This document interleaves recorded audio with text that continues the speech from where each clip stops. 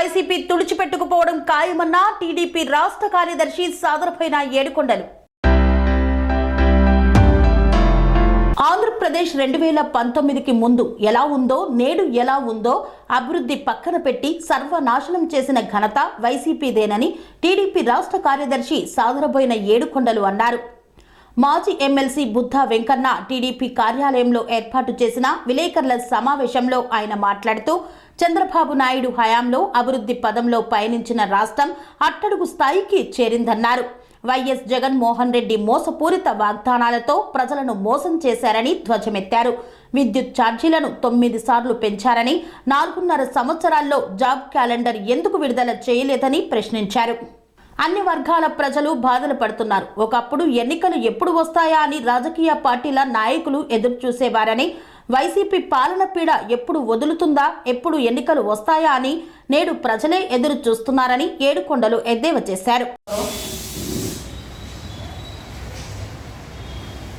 ఈరోజు ఆంధ్రప్రదేశ్లో పరిస్థితిని చూసుకుంటే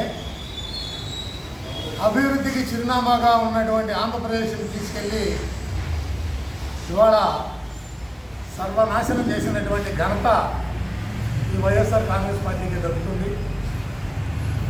ఎందుకంటే ఇవాళ అన్ని రంగాల్లో కూడా గతంలో నారా చంద్రబాబు నాయుడు గారి టైంలో 2019 వరకు కూడా అన్ని రంగాల్లో కూడా ఆంధ్రప్రదేశ్ పోటీ పడి పరుగులెత్తుతున్నటువంటి దశ నుంచి ఇవాళ అట్టడుగు స్థానంలో భారతదేశంలోనే ఆంధ్రప్రదేశ్ ఎక్కడుందని చేశారంటే అట్టడుగు స్థానంలో ఉన్నటువంటి దశకి తీసుకెళ్ళినటువంటి ఘనత ఈ యొక్క జగన్మోహన్ రెడ్డికి దక్కుతుంది. ఇవాళ గతంలో నేనున్నాను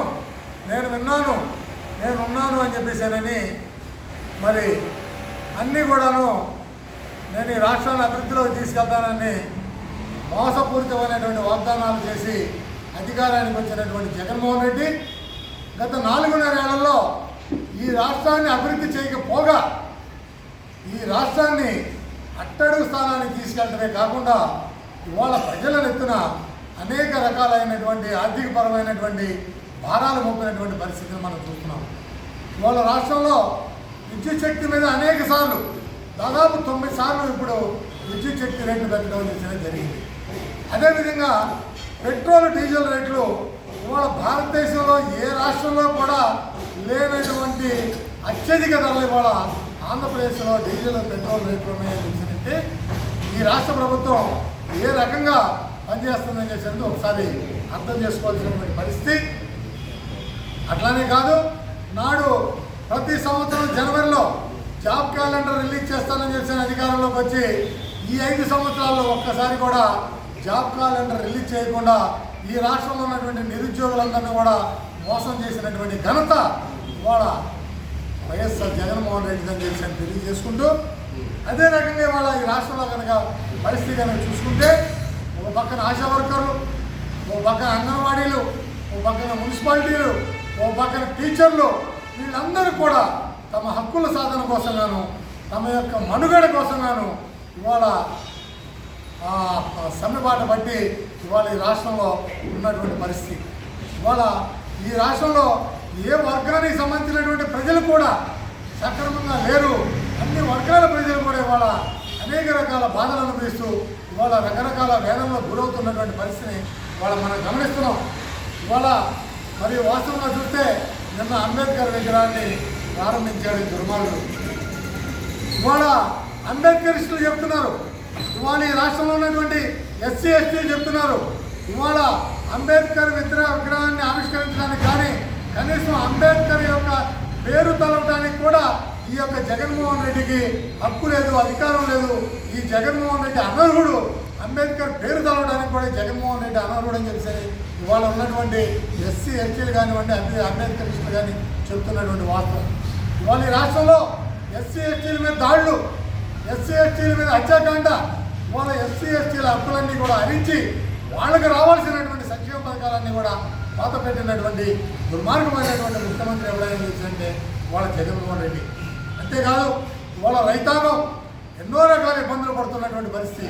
ఇవాళ రైతాంగం పండించిన పంటకి గిట్టుబాటు ధరలు లేక ఇవాళ అమ్మినటువంటి పంటకి డబ్బులు రాక ఇవాళ కనీసం 3 నెలలకు కూడా డబ్బులు వచ్చేటువంటి పరిస్థితి లేక, అదే రకంగా మొన్న వచ్చినటువంటి తుఫాన్లో తడిసిపోయినటువంటి ధాన్యం పాడైపోయినటువంటి ధాన్యం కొనే దిక్కు లేక ఇవాళ రైతాంగం కూడా అలవలు వచ్చనా అంటూ అల్లాడిపోతున్నటువంటి పరిస్థితి ఇవాళ రాష్ట్రంలో ఉన్నటువంటి పరిస్థితి.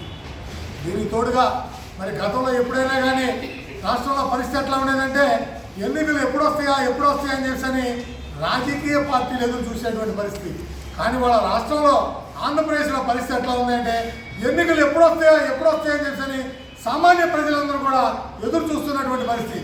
ఎందుకంటే ఎన్నికలు వస్తే ఒక్కసారిగా ఈ యొక్క వైఎస్ఆర్ కాంగ్రెస్ పార్టీని చాపచుట్టి బంగాళాఖాతంలో కలిపేయచ్చు అనేటువంటి ఆలోచనలు ఇవాళ రాష్ట్రంలో ఉన్నటువంటి ప్రజానీకం అందరూ కూడా ఉన్నటువంటి పరిస్థితి. ఇవాళ అదేవిధంగా ఇవాళ వైఎస్ఆర్ కాంగ్రెస్ పార్టీలో ఇమ్మడలేక ఇవాళ బీసీలు కానివ్వండి, ఎస్సీలు కానివ్వండి, ఎస్సీలు కానివ్వండి, మైనార్టీలు కానివ్వండి ఆ పార్టీని వదిలి బయటకు వచ్చేస్తున్నటువంటి పరిస్థితి.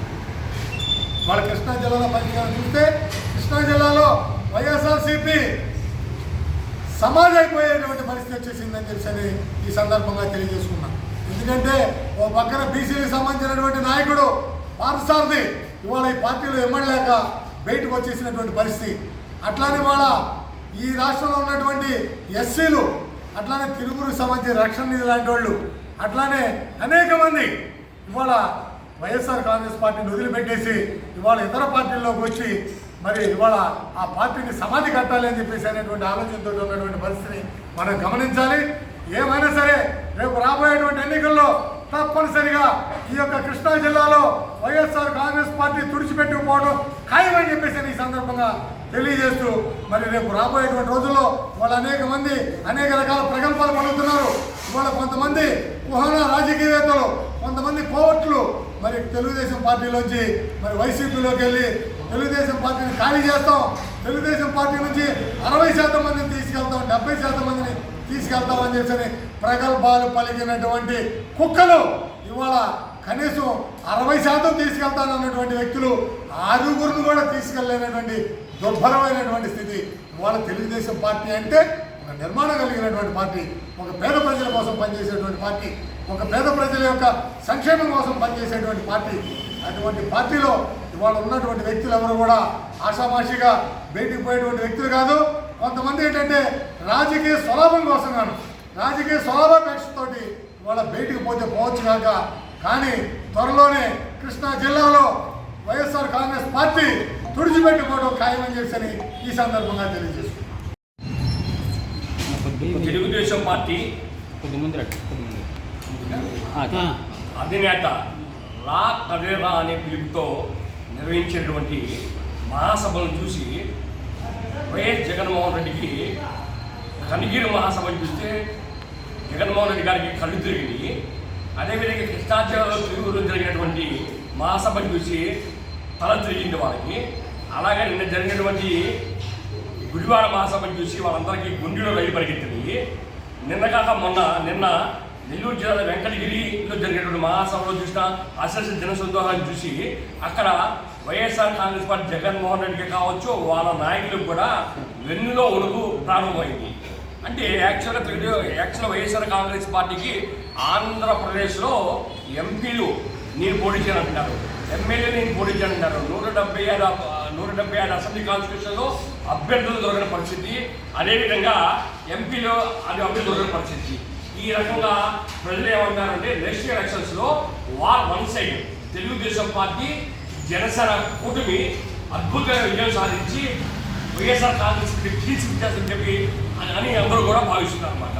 ఈ రకంగా తెలుగుదేశం పార్టీ ఒక ప్రబంధంలో రేపు 2024 ఎలక్షన్స్ 20 ఎలక్షన్స్లో గెలుస్తామని చెప్పి ఆల్రెడీ డిసైడ్ అయిపోయింది అన్నమాట.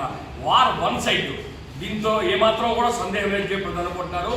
ఎందుకంటే డే 1 రోజునే వైఎస్ జగన్మోహన్ రెడ్డి ప్రజాధనంతో కట్టబడినటువంటి ప్రజావేదికను కూల్చివేయడం ద్వారానే ఆయన పట్టాన్ని ఆయన తెచ్చుకున్నాడు. ఆ రకంగా ప్రజా వేదికను కూల్చేయడం ప్రజలు డిసైడ్ అయిపోయాడు. ఈ వైఎస్ఆర్ జగన్మోహన్ రెడ్డి యొక్క రాజసౌధాన్ని మేమందరం కూల్చేయాలని చెప్పి ఆ రోజు కంగన కట్టుతారు. ఆ త్వరలో ఆచరణ కాపుదని చెప్పి సందర్భంగా మనం తెలుస్తున్నాం. అనురాగానికి అమ్మ ఆదర్శం, ఆరోగ్యానికి Shri Sai homeo stores and clinic. అనుభవం, అర్హత, అంకిత భావం కల డాక్టర్లచే చికిత్స. అన్ని రకాల ఆరోగ్య సమస్యలకు నమ్మకమైన ఎంపిక Shri Sai homeo stores and clinic. Diabetes, కీళ్ల నొప్పులు, సయాటికా, వెన్నుముక సమస్యలు, థైరాయిడ్, నిద్రలేమి, మానసిక సమస్యలు, ఋతు సమస్యలు, అన్ని రకాల దీర్ఘకాలిక వ్యాధులకు ప్రత్యేక హోమియో వైద్యం. అందరికీ అందుబాటులో అంతర్జాతీయ హోమియో వైద్యం Shri Sai homeo stores and clinic. మీ ఆరోగ్య సమస్య ఏదైనా ఇప్పుడు పరిష్కారం సాధ్యం. సైడ్ ఎఫెక్ట్ లేని వైద్యంతో సంపూర్ణ ఆరోగ్యం కొరకు సంప్రదించండి Shri Sai homeo clinic and stores, Bhavani Nagar, Ambedkar Nagar road, old Alwal, Secunderabad. సంప్రదించాల్సిన ఫోన్ నంబర్స్ 9000751755